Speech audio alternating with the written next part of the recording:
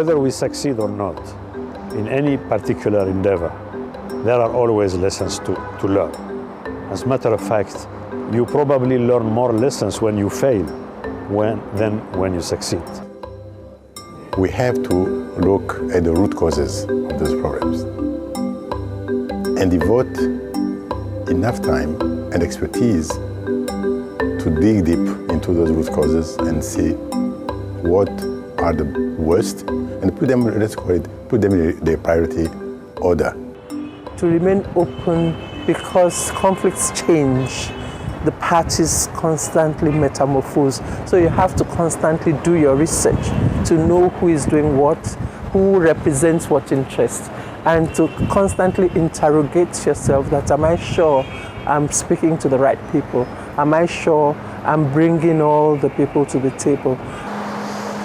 I think that some of the most fundamental things that we need to recognize, especially when you're dealing with people who are armed, combative characters, is to have an emotional insight into people, you know, and to be able to generate a healthy enough atmosphere, sow a seed of trust and hope, and create an environment that can bring the best out of them.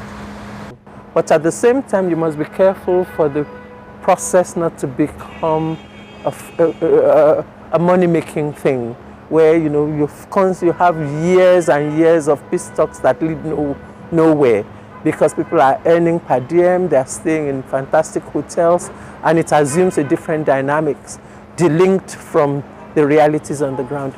I find that the most useful is usually when you hold the talks in the situation of conflict, where the people that you are talking to are faced with the realities of whatever is happening on the ground. Mediation is a very tying process. People will agree around the table because they are embarrassed to seem to be difficult, to seem to be impatient, to seem to be cruel people. And so around the mediation table, you can really reach a lot of agreements and you feel good. Everybody now has agreed.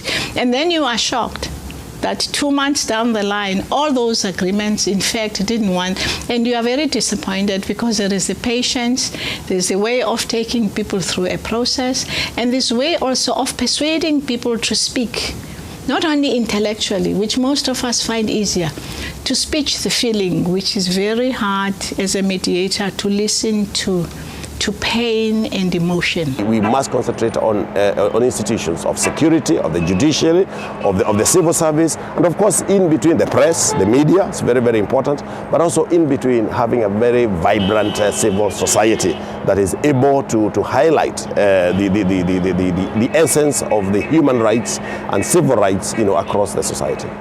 Do not think that you are going to reinvent the wheel. As far as possible, try to see what has been achieved, capitalize on that, and try to break new grounds. History is not written in the present tense.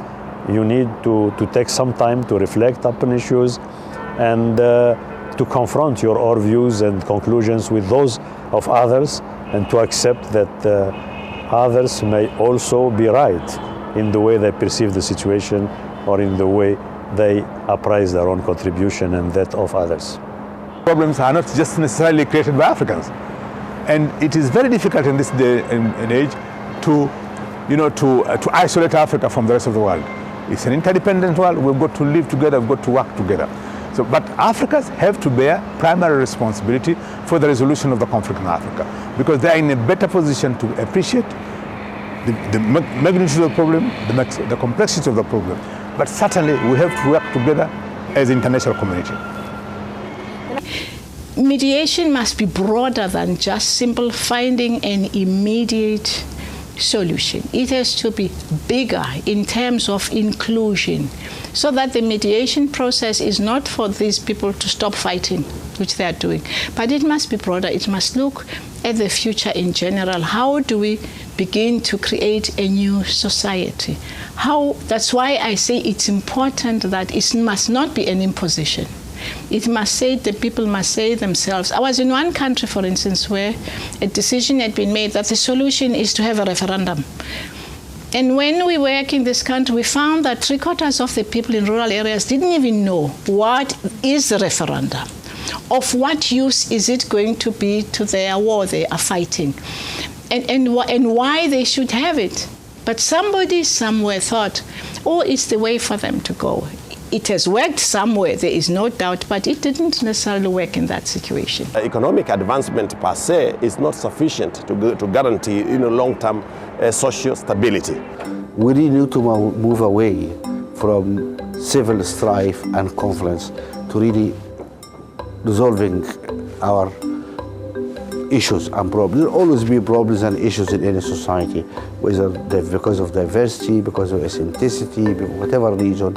But what we need to do really always is to approach our problem with respect for every person, for every human being, man or woman, yellow, black, dark, whatever, good governance. I think mediation is very difficult to measure in terms of success. You can measure it, as you say, I have just been able to get people to agree on one thing. For me, in South Africa, in our own situation where we lived for years and years of our lives under apartheid system, under a system of repression, exclusion, torture, name it.